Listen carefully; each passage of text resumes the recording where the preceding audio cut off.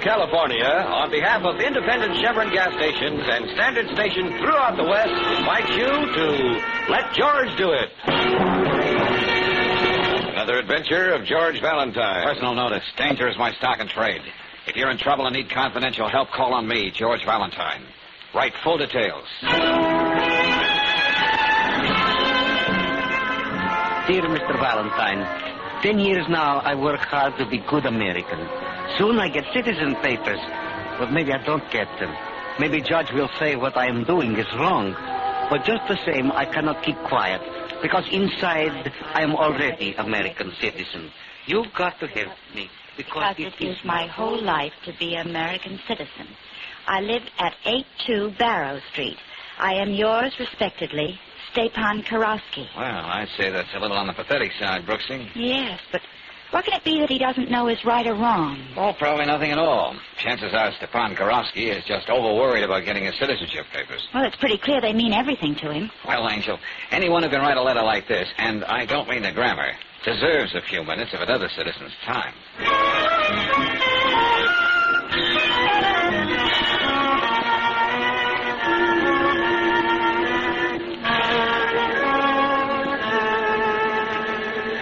Well, Mr. Karofsky, we got your letter.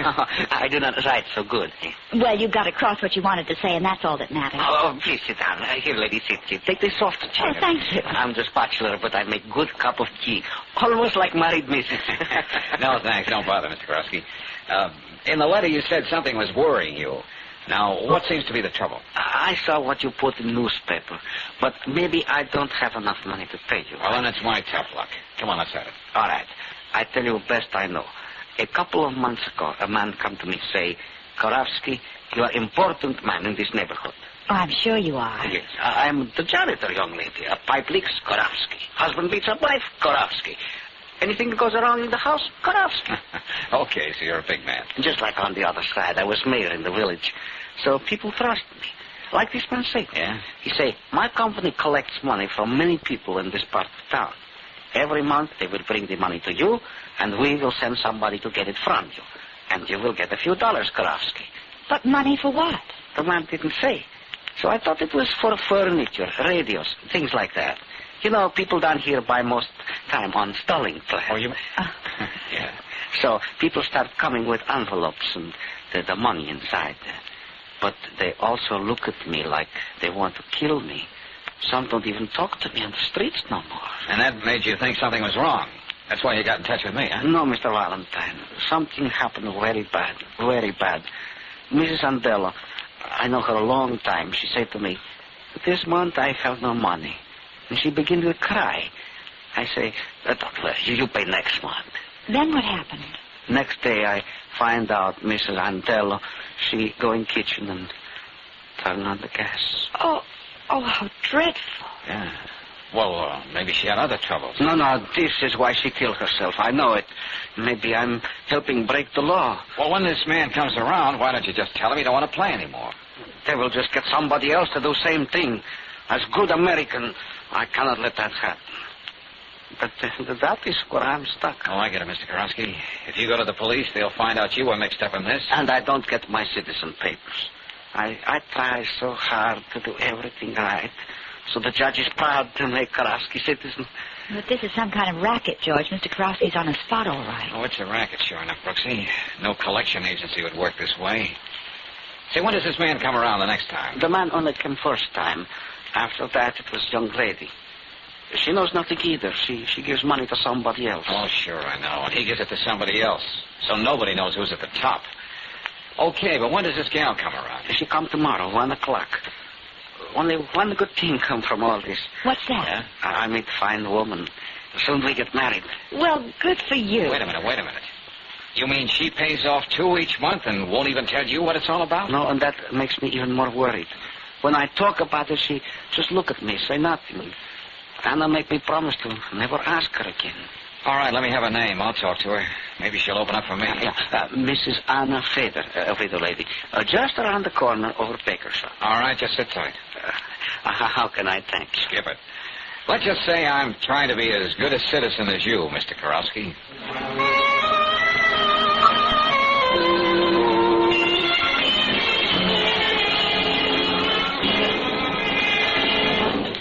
you nothing.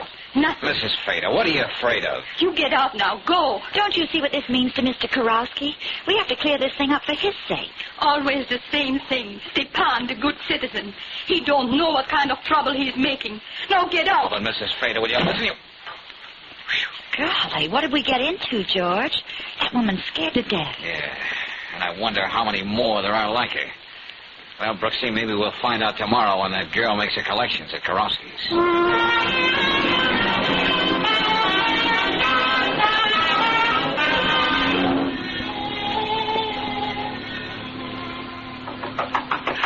That's Miss Cover now. Always right on time. Okay, come on, Brooksy. Behind this curtain. And don't sneeze. Well, why'd you have to say that? Now I know I... Just a minute. I'm coming, please.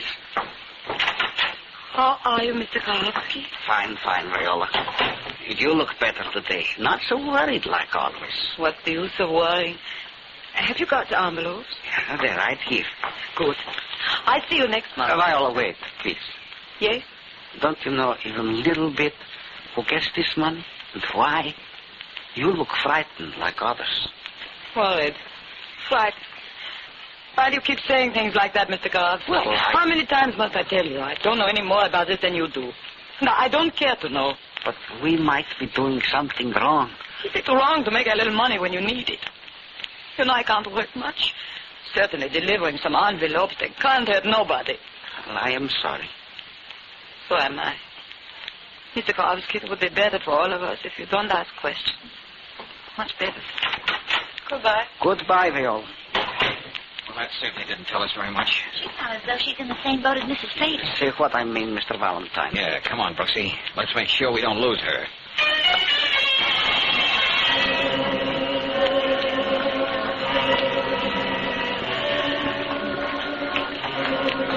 She's headed right to the Vendome apartments. Pretty swank, huh? Pretty strange, too. Hey, wait a minute. She's going into the servants' entrance. And so are you. Find out where she's going, Brooksy. But how? Make believe you're a maid, hairdresser, anything. Get going.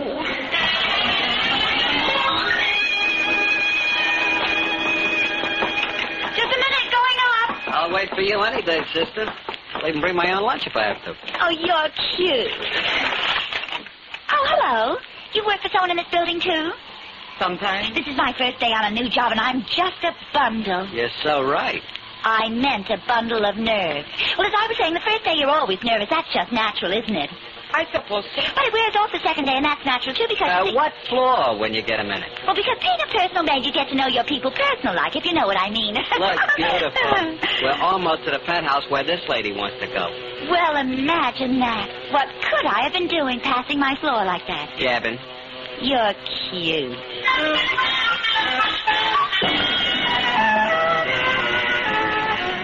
George, Viola might be doing housework in the Armstrong penthouse and won't be down for hours yet. Yeah, well, I don't intend to wait for hours. Besides, it won't hurt to find out just who Maurice Armstrong is. And who are you going to be? Well, I'll think of something on the way up.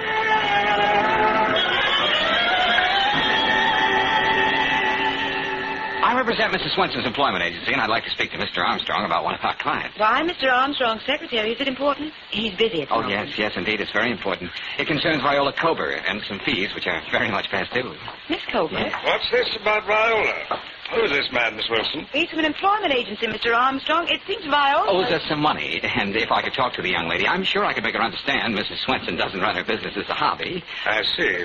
You understand I only have Miss Culver in now and then to do my special laundry. Oh, yes. You know, things I don't dare trust in the commercial establishment. Oh, of course. Now, if I could see her for just a moment. Miss Wilson, will you ask Viola to come in? She left some time ago, Mr. Armstrong. Oh, but that's impossible.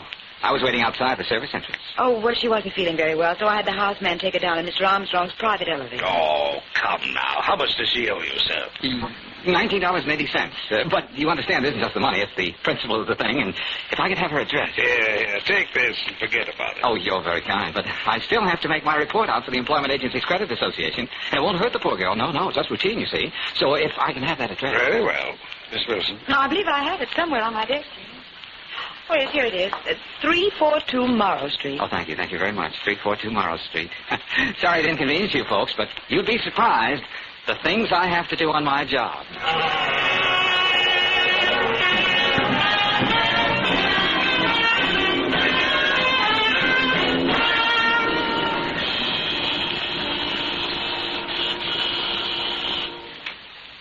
Hey, this is strange, Brooksy. You mean Viola's not being home? Yeah. If you were that sick, where would you head for? Home, if I could make it. Yeah, just what I mean, Angel. But it's no use hanging around. We'll get back here later. Oh, where are we bound for? Another blind alley? Oh, you're a pessimist, sweetheart. Blind alley? We made a lot of progress today. We found out that one Maurice Armstrong is a big tub of lard who buys and sells rare books and has his dainties laundered by hand. Oh, I know how you feel, darling. We're going to talk to Mr. Karofsky some more. I mean, let him do the talking. He might say something which seems unimportant to him, but maybe just what we need to see some light in this case.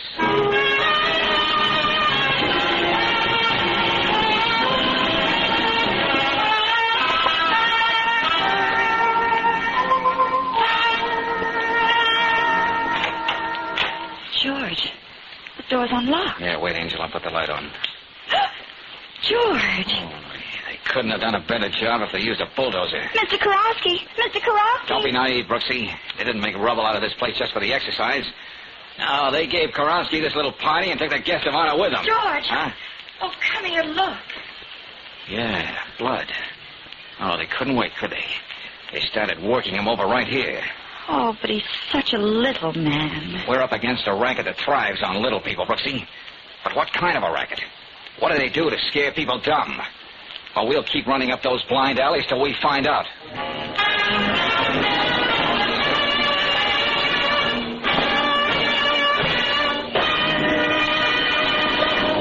We'll return to tonight's adventure of George Valentine in just a moment.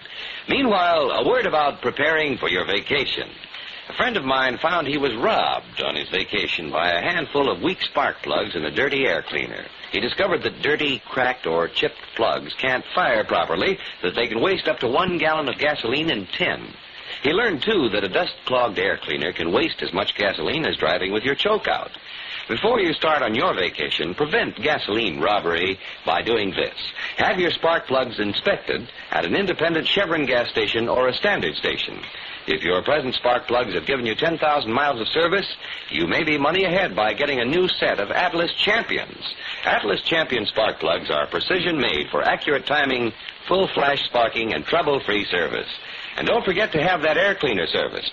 It's a quick, inexpensive job. Get these two services at a standard station or independent Chevron gas station where they say and mean, we'll take better care of your car.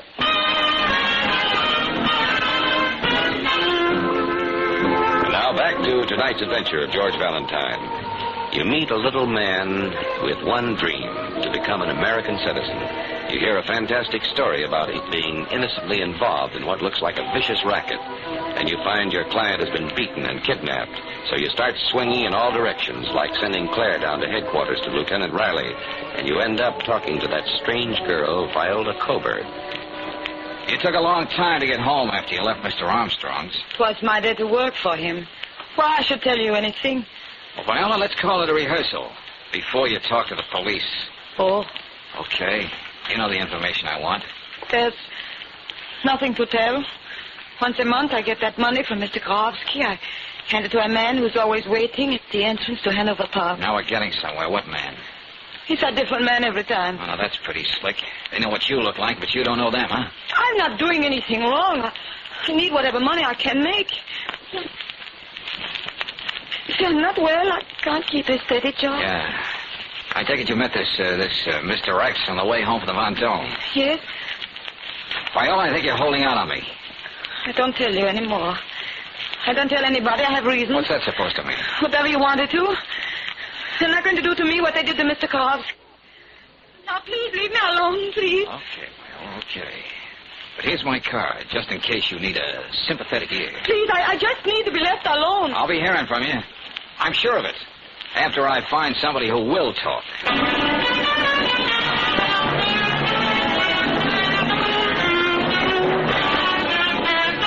Well, how's it going, Bennett? Besides pictures of the old man's place, Lieutenant, nothing. Well, see what you can find on the stairs going up to the street. Oh, I don't know what's keeping George, Lieutenant Riley. He said he... Come on, Mrs. No, Sprader. no, I don't want to see it. No, no. Are you afraid it might make you talk, Mrs. Sprader? Valentine, what's No, that, Lieutenant. Go on. Take a good look, Mrs. Sprader. Oh, Yeah. and everything was always so nice. So nice. Oh, Stepan.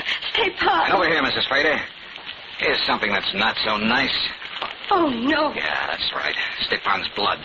Where is he? What are they doing to him? If you want to find out, and if you love him, you'll loosen up. Now, who are you paying that money to every month, Mrs. Fader? All right. I'll tell everything. Good. Forgive the dramatic entrance, Lieutenant. Yeah. Go on, Mrs. Fader. Here, you better sit down over here, Mrs. Fader. Heaven on earth. That's the American expression, isn't it? Yeah? To a foreigner like me, it's more than that. It's a real heaven on earth, this country. You can't blame me if I would do anything to stay here. What are you trying to say, Mrs. Fader? I'm not a citizen. Well, neither is Mr. Karofsky yet. But I can never be one. I paid to get across the border. I have no right to be here. Oh? Well, that's pretty serious, Mrs. Fader. I know. And they know it. That's why they make me and the others pay. All my life I would have to pay, or they would tell on me. Uh-huh. Well, there's our racket, Lieutenant. Oh, it's hard to believe. Yeah, this is getting to be bigger than us, Valentine. It calls for a trip to the Federal Building. Yeah. Please, you must find Stepan. I don't matter about me now. We'll do everything we can, madam. Well, you can carry the ball from here, Lieutenant. But I've still got a client named Stepan Karofsky.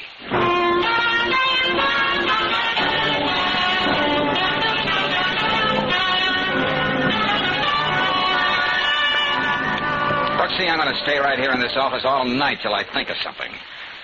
So go on home, get some rest. I can't hear a word you're saying. Thanks, honey.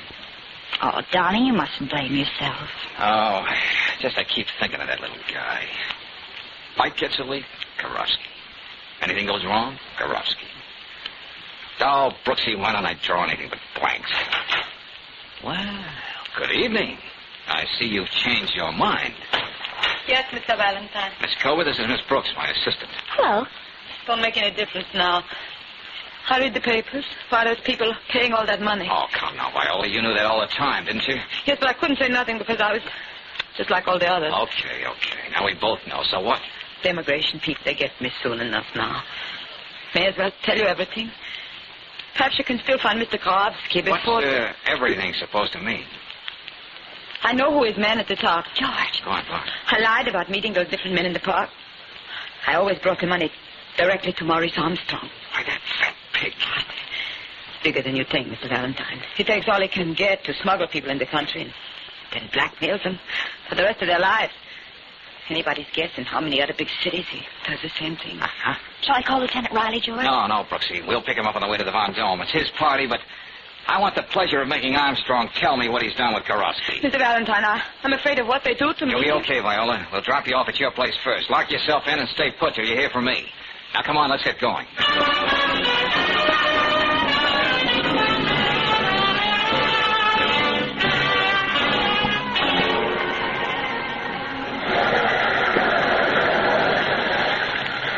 That's the nice thing about police headquarters. You can always find a place to park.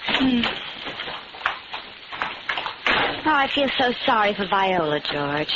She looks so cowed, beaten, always looking down, away from you. Well, she's been under a lot of pressure, Angel. She doesn't even care how she looks. Isn't there anything that can be done for her? Besides sending her to a beauty parlor, I don't know, Brooksy. It's not our job. Hey, put me through to Lieutenant Riley's office, will you, Hennessy? Sure thing, Valentine. Take it on that phone over there. Okay, thanks. This is George Valentine. Let me speak to the lieutenant. Out where? Say that again. Uh-huh. Found dead, huh? Okay, thanks. What is it, George? Another blind alley, Brooksy. Only this time there's a body at the end of it.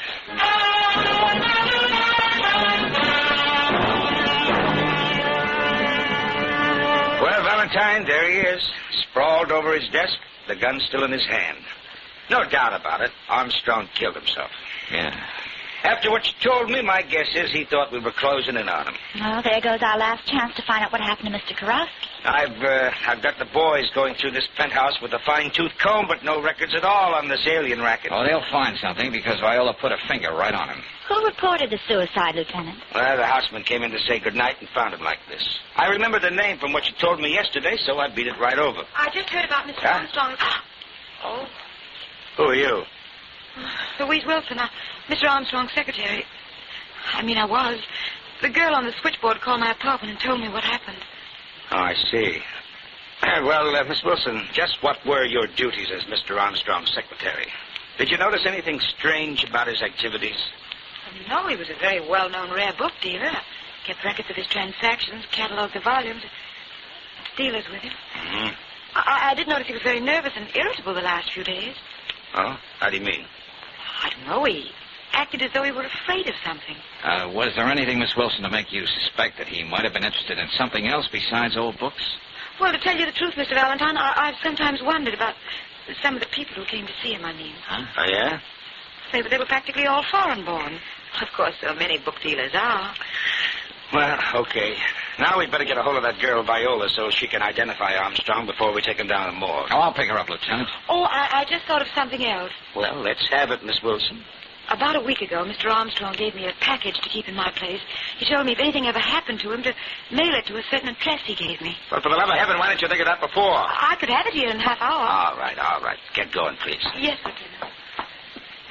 Well, what's the matter, George? Why don't we get going for Viola? Oh, there's no hurry, Brooksy. What do you mean there's no hurry? We want to get through here tonight. Well, that's been the trouble with me up to now, Lieutenant. I've been trying to cover too much ground too fast. But now I'm beginning to get a nice, clear picture of this whole deal. If you don't stop talking in riddles, I'll... Just a little while, Lieutenant.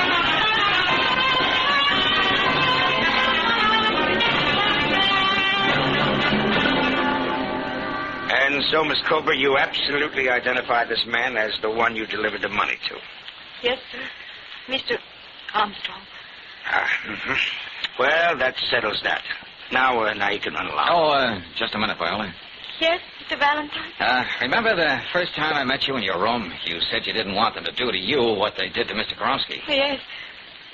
How did you know that anything had happened to Mr. Karofsky? Well... Miss Brooks and I were the only ones who knew that.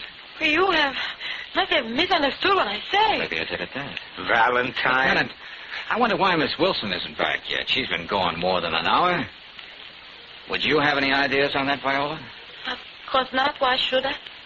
Isn't it a safe bet to say that Miss Wilson could never get back here until you've gone? George, you're trying the lieutenant's patience and mine, too. There's another question you might be able to help me with, Viola. I don't understand. Miss Wilson only knew me as the man from Mrs. Swenson's employment agency. Now, why wasn't she surprised when she saw me here tonight? And why did she call me Mr. Valentine? Lieutenant, what did you say? I don't know. Remember, Brooksy, you remarked about Viola's hair? Hmm? What a pity it was that such a beautiful blonde locks were beginning to look like a wig. Well, that's what it is. No! What the devil? She's a And brunette. if you took a handkerchief and rubbed some of this theatrical makeup Oh, off like this, George, take your hands underneath you'll find Miss Wilson. You're right. No. Oh, yes. And not Mr. Armstrong's secretary, his boss. Well, Valentine, this tops them all. And she's all yours, Riley, after she tells me where she's got Karofsky.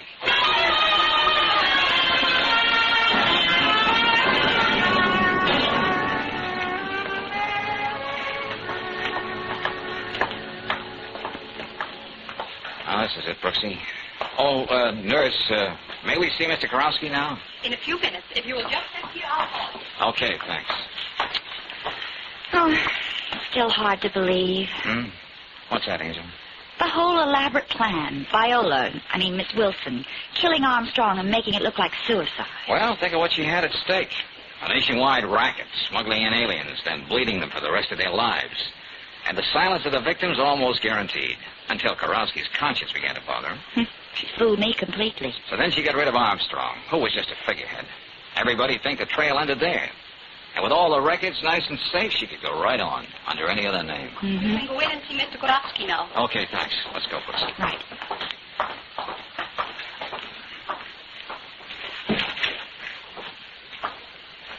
How do you feel, Mr. Karofsky? Oh, outside, not so good, Miss Brooks, but inside, beautiful. Thank you, Mr. Valentine. Oh, thank me. Coming from a guy who took the beating you took? That's a laugh. We spoke to Lieutenant Riley, and you don't have a thing to worry about, Mr. Karofsky. You've practically got your citizenship papers now. I am very happy. Oh, yeah, there's another thing. Yes? There are a lot of things a new American citizen can do. For instance, if it's all right with the judge, the moment he gets his papers, he can be married. Huh? And if the lady isn't a citizen, she becomes one, too. That is, after she spends a little time, say, in Canada, Mexico. You mean Anna and me? Let me be the first to congratulate you, Mr. Karofsky. Oh, my, this is a wonderful country.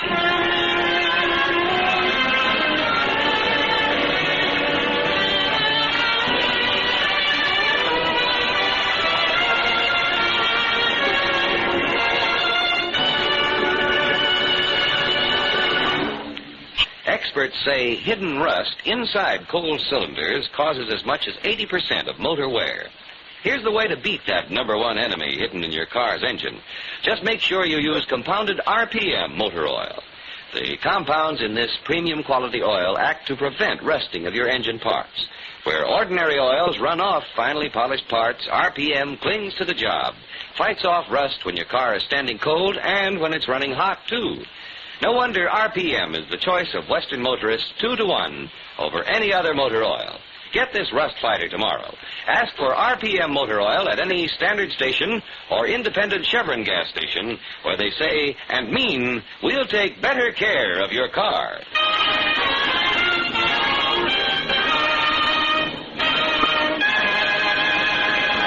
Next week, when you tune our way for another adventure of George Valentine, you'll hear... Now, look, Thorpe, I don't like to return such a very pretty check, but I'm here to call it quits. Oh, now, listen, you're not that busy. You can at least turn around when I... What's the matter with him, George? Just a minute, Brooksy. Hey, you'd better go on outside. If he could turn around, it would be the neatest trick of the week. He's got a letter opener stuck in his chest.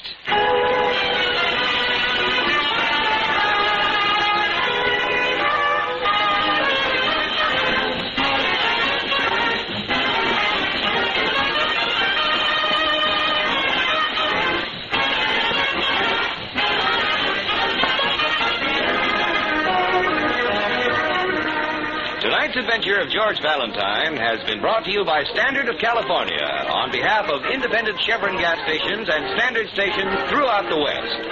Let George Do It stars Robert Bailey as George with Frances Robinson as Claire. Wally Mayer appears as Lieutenant Riley. Tonight's story was written by David Victor and Herbert Little Jr. and directed by Don Clark. Also heard in the cast were Betty Lou Gerson as Viola, Louis Van Ruten as Karofsky, Yana DeLos as Mrs. Fader, Alan Reed as Armstrong, and Harry Bartell as the elevator boy.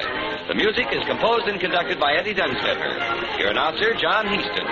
Listen again next week, same time, same station, to Let George Do It.